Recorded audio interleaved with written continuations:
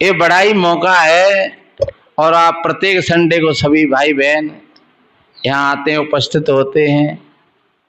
तो ये एक कोई राजा और रानियों के किस्सा और कहानी नहीं है, ये हमारी एक जीवन की कथा है।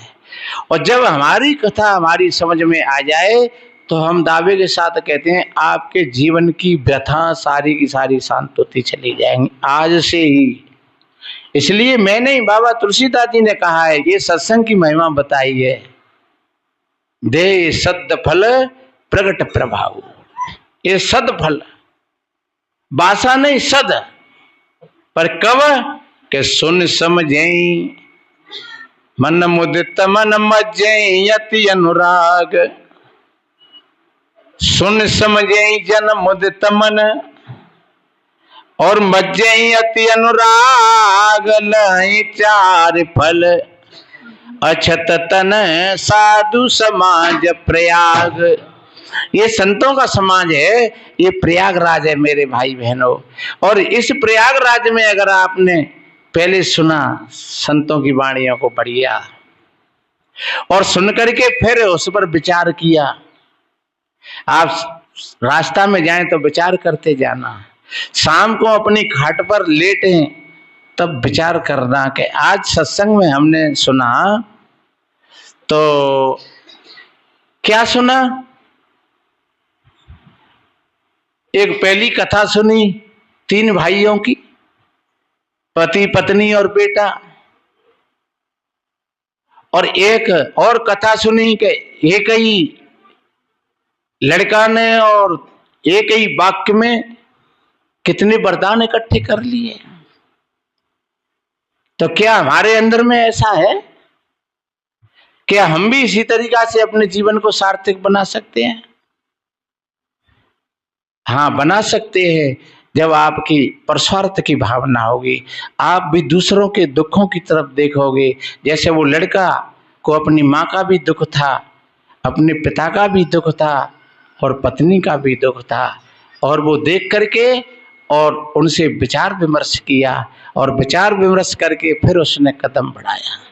वो 3 लोग थे, तो वो 3 लोग एक से एक वो जलते थे, कुड़ते थे, परेशान होते थे। तो एक को मिटाना चाह रहा था, एक दूसरे को दुख देना चाह रहा था। माँ ने सोची कि मुझे तो तुम मूसरी बनाए दो, ताते जाए कपड़े ने काटेंगे, जाके ऊपर नाचेंगे। माँ ने कही तो मुझे बिलौटा बनाए दियो, ताते फिर मुंह से ये बनिया भजी भजी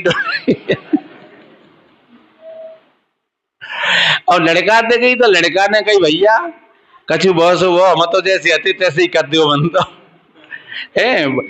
मईयो हमारी चौकई बनी डोले और पिता बिलौटा बनो डोले और फिर हम और को मांगे।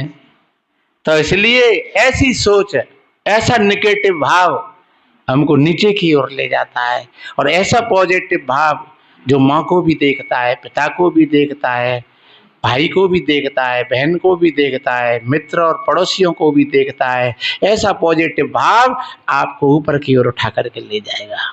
किसी देवी देवता की विनती और प्रार्थना से नहीं, कि ईश्वर और भगवान की विनती और प्रार्थना से नहीं, ये आपका व्यक्तित्व है। आपको कोई दुख नहीं दे रहा है और आपको कोई सुख भी नहीं देगा। ये आपकी जागरूकता ही आपको सुख की ओर ले जाएगी, और आपकी विस्मृति, आपका अज्ञान नहीं आपको दुखों की ओर ले जाता है। झगड़ा हो जाता है, 2 पक्षों में लाठी चल जाती है, बड़ी बड़ी घटनाएं हो जाती हैं, और फिर बाद में पछताते हैं कि ये क्या हो गया। तो सज्जनों, विचार तो करना पड़ता है। एक जो समझदार व्यक्ति होता है वो पहले ही विचार कर लेता है, और एक अज्ञानी आदमी होता है वो पीछे विचार करता है। विचार तो उसको भी करना पड़ता है, इसलिए पहले ही क्यों नहीं कर लें हम। और जब पहले ही कर लेंगे तो तमाम आपत्ति मुसीबतियों से हमारा जीवन बचा रहेगा।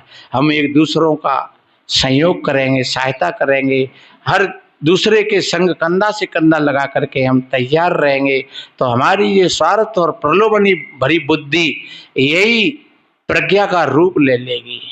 प्रज्ञा प्रकाशवती बुद्धि जो स्वार्थ और प्रलोभन से भरी हुई बुद्धि और वो एक प्रज्ञा के स्वरूप में आ गई, तो फिर सेवा भाव बनेगा। आप हर एक व्यक्ति के प्रति आपके भीतर में करुणा होगी, समता होगी, प्रेम होगा। तो जहाँ प्रेम, समता, करुणा, शांति, संतोष, ये समस्त सद्गुणों का समूह जागृत होता है, आपका जीवन अच्छा बन जाता है। और कितना बढ़िया अच्छा, जहाँ कहीं कोई पाप होता है वो लोभ और मोह के कारण होता है, वो काम और क्रोध के कारण होता है, लेकिन इसमें मुख्य जड़ बताई लोभ की। इसलिए मेरे बहन भाइयों, कहीं न कहीं अच्छा एक और बात बताएं, इसकी पूर्ति भी नहीं होती है। जब लोभ बढ़ता चला जाता है तो लोभ एक संग्रही वृत्ति है, और फिर आगे आगे तृष्णा बढ़ती चली जाती है, अभी और अभी और अभी और अभी, फिर व्यक्ति अंधा हो जाता है, फिर उसको पाप और पुण्य में कोई फर्क नहीं पड़ता है। इसलिए मेरे बहन भाइयों, पर ध्यान रखो इसका परिणाम जैसे उस बहू ने अपने ससुर को लोभ के कारण और बेच दिया था, लेकिन उसका परिणाम क्या निकला? उसकी पूरी प्रॉपर्टी खत्म हो गई।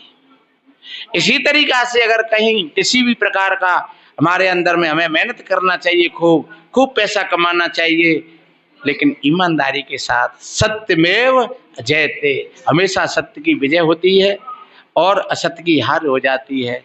और जो सत्य का साथ, सत्य थोड़ा सा कठिन तो महसूस होता है पर असंभव नहीं है।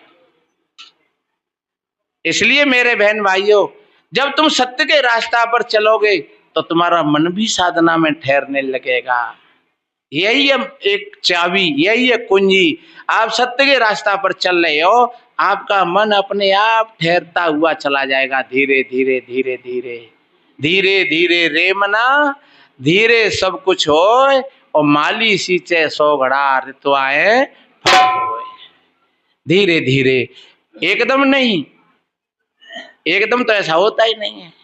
जब कोई भी पौधा आपने लगाया है, फिर उसको पानी देते चले जाओ, उसकी सुरक्षा करते चले जाओ, तो एक समय ऐसा आएगा कि फिर वो बड़ा हो जाएगा, उस पर फल भी आएंगे। ऐसे ही हम सत्य की ओर तन से, मन से, वचन से हम सत्य का पालन करेंगे, सत्यमेव जयते। और जहां तक महान पुरुषों ने ये जो सत्य का जो अंग बताया है, इसी को धर्म कहा है। रामायण में बाबा तुलसीदास जी ने कहा है कि धर्म ने दूसर सत्य समाना, आगम निगम पुराण बखाना, नहीं असत्य समपातक पुंजा, गिर सम होय के कोटि के गुंजा। ये कितनी बढ़िया निर्णय की बात कही है कि भैया सत्य के समान कोई धर्म नहीं है, और आप वाणी से सत्य बोलते हो, आप मन से सत्य चिंतन करते हो, और आप शरीर से सत्य के साथ चलते हो। आपके हाथ सत्य की ओर उठते हैं, आपके कदम सत्य की ओर उठते हैं, आपकी नेत्र सत्य की ओर देखते हैं, आपका मन सत्य का ही चिंतन में लगा रहता है, तो समझ लो धीरे धीरे वो सत्य एक ऐसा है, वो तुम्हारे मन को कभी बिठा देगा, वो तुम्हारे मन को भी शांत कर देगा। क्योंकि जहां जितनी जब हवा चलती है, उतनी ही सागर में तरंगें बनती हैं, और जितनी हवा चलेगी उतनी तरंगें बनेंगी। ऐसे ही हमारे अंदर में भी जितनी जो विषय की हवा चलेगी, जितनी जो असत्य की हवा चलेगी, उतने ही हमारे मन रूपी सागर में ये लहरें बनती रहेंगी, लहरें उठती रहेंगी। और जितना जितना तुम धीरे धीरे सत्य का साथ करोगे, तो धीरे धीरे धीरे धीरे वो हवा भी बंद होती चली जाएगी, और वो सागर अपने आप शांत होने लगेगा। करने से नहीं, करने से तो कुछ होता ही नहीं है, लेकिन उस धार में हम चलना शुरू करते हैं। इसलिए मेरे भाई बहनों, हमने निवेदन किया कि पहले थोड़ी सी चर्चा हमने एक गृहस्थी जीवन के भाव को लेकर के करी, और वैसे ये जुड़ा हुआ मामला है, कोई अलग नहीं है। चाहे हम गृहस्थी हो चाहे विरक्ति हो, हम ईमानदारी का अपना पाठ खेलेंगे, आपका मस्तक ऊंचा रहेगा हमेशा। आप कहीं थोड़ा सा गड़बड़ करोगे, खाने के लिए, पीने के लिए, बैठने के लिए, लेने के लिए, देने के लिए आप चालाकी का पाठ खेलोगे, आप समय पर नीचा भी देखोगे। आज नहीं तो कल आपको कोई टोकेगा, ठहनेगा, बात करेगा। इसलिए हमेशा अपने भीतर में हर चीज पर निर्णय ले लेना चाहिए कि जो हम ये कदम उठा रहे हैं तो वास्तव में इसके परिणाम क्या होंगे।